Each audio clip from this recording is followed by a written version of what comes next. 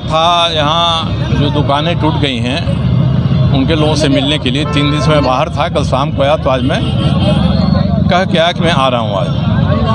अब जिन लोगों ने दुकान तोड़वाया उनके समर्थक हमारे आने का विरोध कर रहे हैं। और सर राजनीतिक कांग्रेस के मंत्री हैं, विधायक हैं, उनका क्षेत्र है। हाँ। मैं इस देश में पहली बार देख रहा हूँ कि कोई विधायक जो मंत्री भी है अपने ही क्षेत्र के दुकानदारों को उजाड़ रहा है। कोई दूसरा उदाहरण देश भर में ऐसा मिलेगा नहीं। जो इस क्षेत्र का प्रतिनिधि है उसका तो काम है कि जनता का जो हित है, इंटरेस्ट है, उसके लिए काम करें।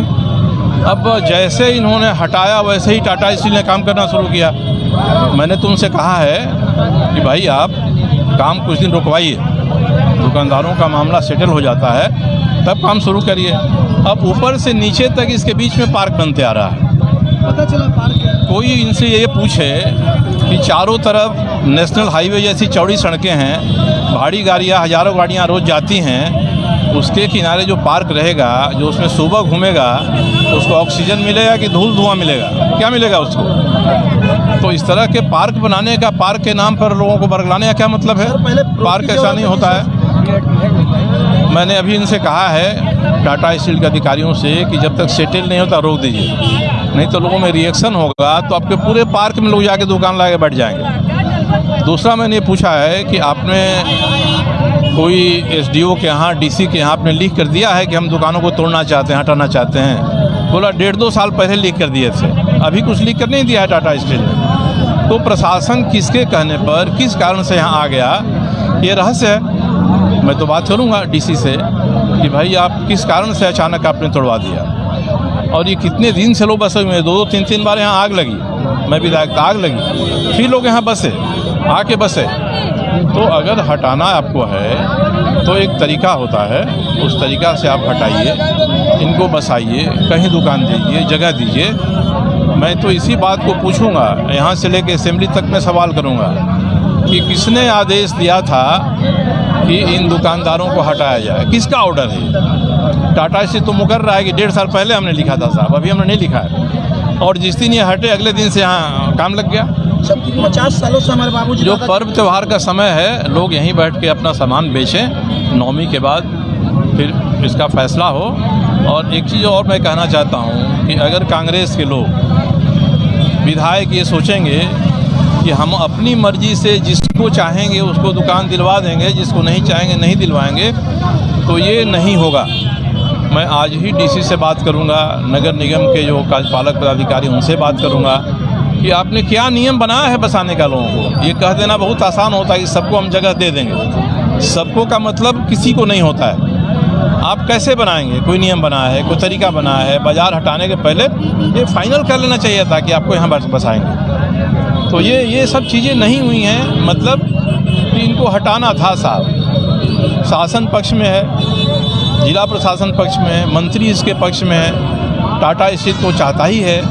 ये जो सारी चीज़ें हो रही हैं, ये चीज़ें अनोखा उदाहरण है। देश में और भी कहीं किसी जगह इस तरह की जाति नहीं मिलेगी। साहब जाइए बम्बई में, एयरपोर्ट के बगल में झोगी झुपड़ियाँ बसी हुई हैं 20 साल से। किसी की हिम्मत नहीं होती कि एयरपोर्ट को बढ़ाने के उसको हटवा दें। यहीं पर और जगहों पर लोग बसे हुए हैं। साक्षी मार्केट में रोड पर बाज़ार लग जाता है, कहाँ रहता है प्रशासन उनको हटाने में? कहीं कोई रहता है? तो ये क्या दिक्कत थी, क्या लगा था इनको कि हमने हटवा दिया इनको? मैं यही कहता हूँ कि जो बड़ा मैदान है जहाँ नगर निगम का ऑफिस है, उस ऑफिस के सामने सड़क पर कांग्रेस कार्यालय खुला हुआ है, मंत्री से लेकर बड़ा बड़ा तस्वीर लगा हुआ है, तो ये दबंगई है, वहाँ से नहीं हटेगा। तो ये तो मैं कहूँगा नवमी बीत जाती है तो इसको नए सिरे से हम उठाएंगे। जो उजड़े हैं उनको बसाना है, एक नियम बनाइए किस तरह से आप बसाएंगे। मंत्री के कहने से नहीं होगा, मैं इसी गारंटी समूह को देता हूँ कि जिसको मंत्री चाहा, जिसको कांग्रेस चाहा, वो उसको दुकान मिल जाएगी, जिसको नहीं चाहा नहीं मिलेगी। ऐसा नहीं होगा। लोग एकता बना के रखें, 5 लोग शिष्टमंडल रखें, बैठ के बात करें क्या क्या होना चाहिए, तब ये बाजार आया हूँ इनका हाल जानने। मैं हाल जानने आया तो कांग्रेस के कुछ दलाल किस्म के महिला पुरुष 1 दर्जन हैं, वो हम ही से सवाल पूछने लगे कि आप क्यों आए। लेकिन सवाल तो तुमको अपने मंत्री से न पूछना चाहिए था, क्यों नहीं आए।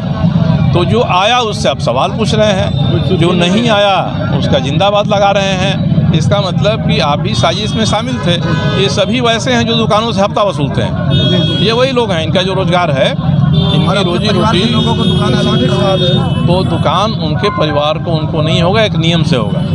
वो नियम में जो आएगा उसको दुकान यहाँ होगा, किसी का वहाँ होगा, किसी का वहाँ होगा। मैं इसमें टांग अड़ाऊँगा, हस्तक्षेप करूँगा।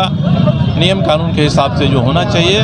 एक नियम के खिलाफ काम हुआ है कि दुकानों को तोड़ा गया है और बिल्कुल ये मंत्री के आदेश से तोड़ा गया है। मेरे पास और भी, मैं तो विधानसभा में उठाया हूँ मुकदमा में, 2 दुकानों को पुलिस ने आया कैसे तोड़ दिया साहब, घिकी बंधी, लोग जवाब नहीं दे पा रहे हैं। कितना पक्षपात हो रहा है कि 2-3 लोग आए, कुछ रोका, आंदोलन किया।